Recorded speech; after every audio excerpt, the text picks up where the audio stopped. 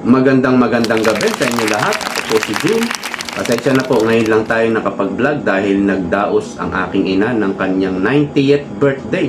Opo, 90 na po ang aking nanay at salamat naman sa Diyos at malakas pa siya. Siyempre, may handaan, simple lang. Pero siyempre, hindi mawawala ang lechon dahil ang lechon ang siyang pinakabida sa lahat ng handa. Alright? Dahil birthday yan nga kahapon, may hangover tayong konti, natulog tayo. At paggising natin kaninang hapon, iba na ang Senate President. Ano nangyari sa Senado? At si Senator Chis Escudero ay na-ousted. Si Senator Soto na po ang umupong Senate President. So anong magiging epekto nito sa impeachment ni VP Sara? Dahil kilala natin si Soto na pro-impeachment. May epekto ba to sa pagiging Senate President ni Soto?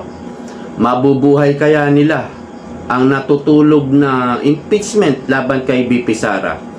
At ito pong mag-asawang Diskaya kung saan nagpasabog kanina, kung saan ito'y pinangalanan na yung mga congressman na nanghuhot-hot ng 25% sa bawat proyekto.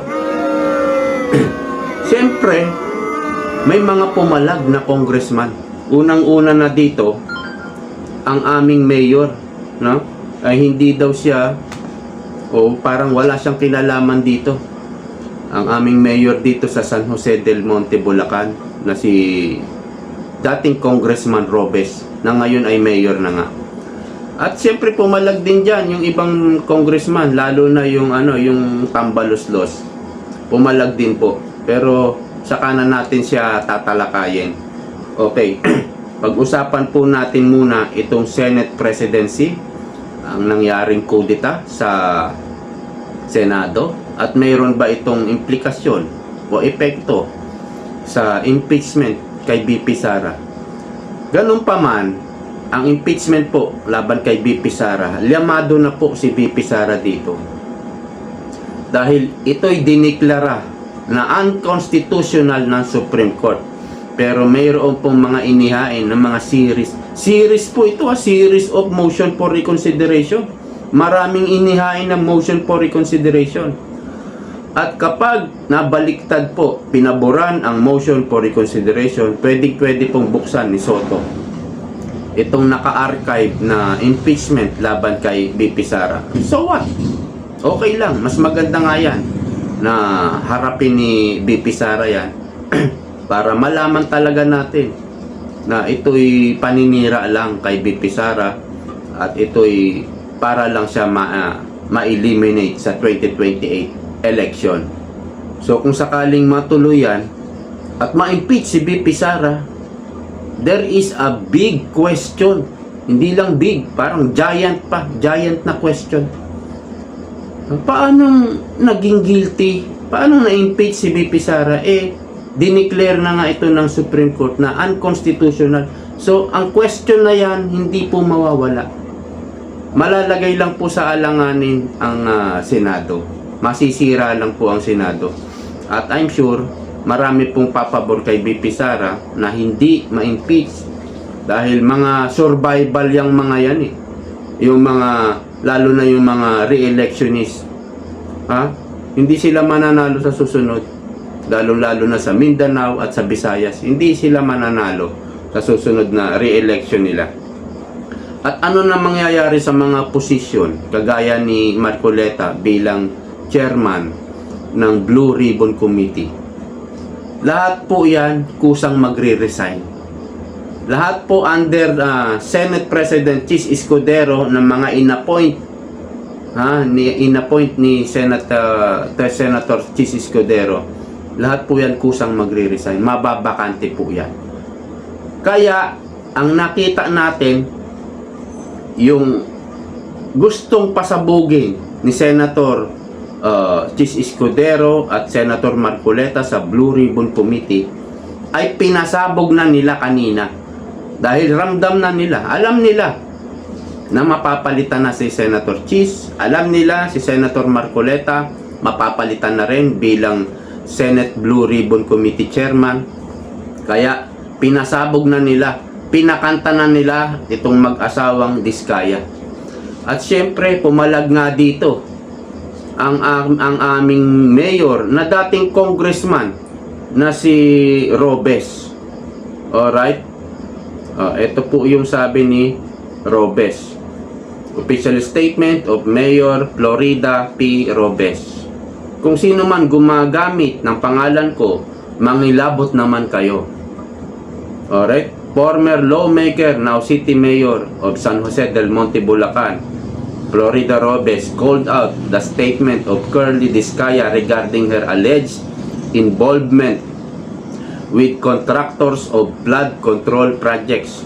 Kitang-kita naman ng marami kung gaano nakaganda ang San Jose del Monte ngayon. Walang ghost project dito at pang world class ang aming mga infrastructure, Robes said. Hindi po dahil mayroong walang ghost project, dahil may nagawang project ay wala ng korupsyon. Butihing mayor, hindi po ganon. Ngayon, sa loob-loob ko, mayroon bang politiko na umamin na siya ay nagnakaw? Sumagot po kayo mga viewers natin. May kilala kay politiko umamin na nagnakaw sila sa pondo ng bayan? Siguro yung mga pipitsugin, mga tirador ng kanin lamig, pag pinipikpik na yan sa presinto umaamin na yan. Ako po nagnakaw ng kanin lamig. Nagawa ko lang yan dahil ganito, ganyan. Pero politiko, ay nako. Walang aamin na politiko na siya'y nagnakaw. So, siyempre, papalag at balak maghain ni Robes ng libel case against dito sa mga Diskaya.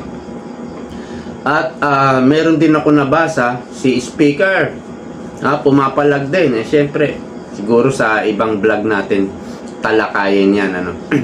So, dito po sa nangyaring pasabog ng mag-asawang Diskaya, laglagan na po talaga ito. Dahil nilalaglag na rin ng kamera itong executive, ang Malacanang. Kaya naman pumalag itong si Executive Secretary Lucas Bersamin. Ito po ang sabi, the cabinet strongly objects to the recent spins coming from certain members of the House of Representatives who are thereby attempting to shift the blame for their own corruption and failures onto the executive branch. Ang kanilang ginawang korupsyon, tinukoy talaga yung korupsyon, for their own corruption. Plano nilang ilihis at ibintang sa executive ang kanilang korupsyon. Talagang tirahan na po ito. Laglagan na po ito talaga. So, anong mangyayari? Kawawa na naman ang taong bayan nito. Dahil nagkakagulo po. Dahil sa mga politikong ito at sa mga opisyal ng gobyerno. Nagkakagulo. Wala po tayong mapapala dito. Walang maa-achieve ang ating bansa. Walang progress na mangyayari dito sa Pilipinas. Puro politiko. Ang usapan, nakawan. Ang tindi. Wala pong mangyayari. Talagang under the leadership of House Speaker Martin Romualdez, dapat mapalitan na.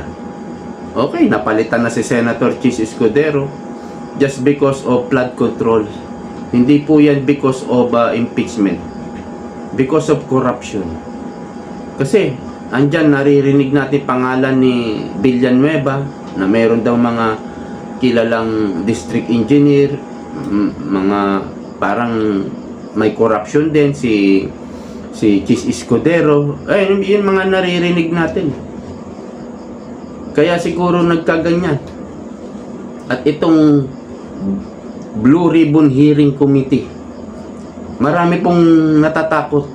Na nga yung mga congressman pinangalanan na.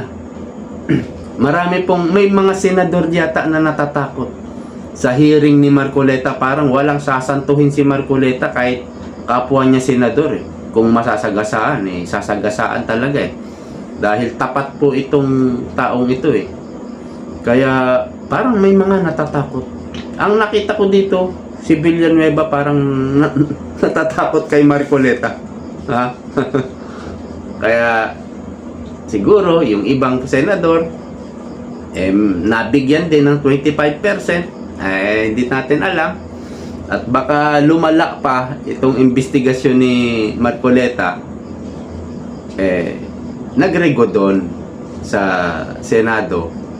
At bago ka maging Senate President, Soto, iboboto ka namin, pero ito'y pangako mo.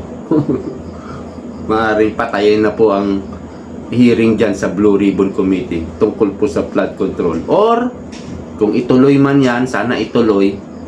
Kasi mababago talaga ang chairmanship dyan. Mapapalitan po si Marcoleta. Kung ituloy, isi-safety na nila yung mga kapwa nila senador. Ganyan po ang mangyayari dyan. At ang impeachment naman kay BP Sara, hihintayin siguro kung ano yung magiging tugon ng Supreme Court sa MR ng mga naghain na congressman, congresswoman. At kung wala talaga, hindi na siguro mabubuhay yan. Kung hindi paboran ng Supreme Court at panindigan nila ang kanilang dineklarang desisyon na ang impeachment kay BP Sara ay unconstitutional, hindi na nila kayang buhayin yan. Kasi sila lang mapapasama, si Soto lang din mapapasama, mababas na mababas. At sabi ko nga sa mga re-electionist na senador, ay kung papabor kayo na ma-impeach si BP Sara, kayo rin ang maapektuhan. Dahil pag tumakbo kayo sa 2028, wala nang boboto sa inyo mga taga Mindanao, solid Duterte yan. At sa Visayas, lalo na sa Cebu, mga Duterte ang nandyan. So hindi kayo mananalo. Talagang mag-iisip ng hindi lang 10 beses itong mga re-electionist na ito. Talagang ano yan, wala na po yung ganun pa man. Kasi nag-iba nga ng Senate President, pwede pa rin talagang buhayin, gawa ng paraan. Pero hindi na ako maniniwala na mai-impeach pa si BP Sara. Lamado na po si BP Sara. At dito nga sa pasabog ng mga diskaya, natural hindi aamin itong mga congressman na to na nanghuhut-hut ng 25%. Hindi po yan aamin.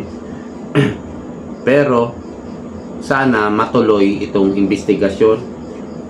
At parang yan na lahat ang nalalaman ng mag-asawang diskaya. Wala na silang iba pang maidadagdag dyan na si congressman ganito, idadagdag nila, nakasama yan, na humihingi ng 25%, si senator ganito, wala na po.